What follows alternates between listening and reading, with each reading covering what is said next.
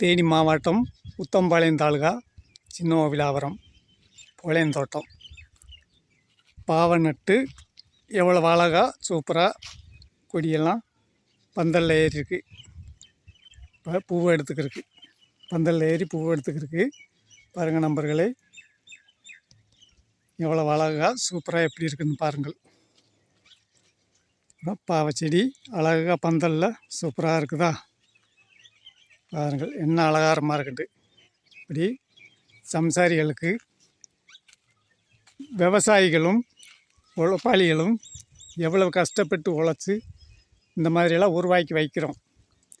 இந்த மாதிரி உருவாக்கி வச்சு எல்லாம் பாவக்காய் மனுஷன் உடம்புல இருக்கச்சு கற்று போகும். இந்த பாவக்காய் அதிகமாக சாப்பிட்டா அப்படி அனைத்து உணவு, காய்கறி பொருள், அனைத்து பொருள்களும் நெல், கோதுமை, காய், கறி, பயிர் வகைகள் அனைத்ததும் இந்த உழைக்கும் கைகளில் உழைச்சி இப்படி உருவாக்கி எவ்வளோ அழகாக வச்சுருக்கோம் பாருங்கள் நண்பர்களே.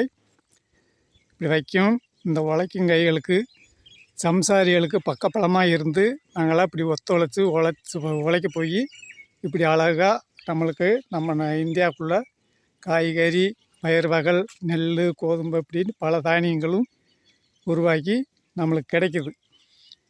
உணவுகள்லாம் நம்ம நாட்டுக்குள்ளே கிடைக்கிது. அப்படி இந்த உழைப்பாளிகளும் இல்லாமல் சம்சாரிகள் என்ன செய்வாங்க? அவங்களுக்கு நாங்களும் பக்கத்துணையாக இருந்து இப்படி உருவாக்குறோம். இப்படி உருவாக்கி அழகாக வளர்த்து வச்சுருக்கோம். அப்படி உழைக்கும் கைகளுக்கு ஒரு லைக் பண்ணுங்கள். மைக்குட்டு வில்லேஜ் சேனலுக்கு சப்ஸ்கிரைப் பண்ணுங்கள்.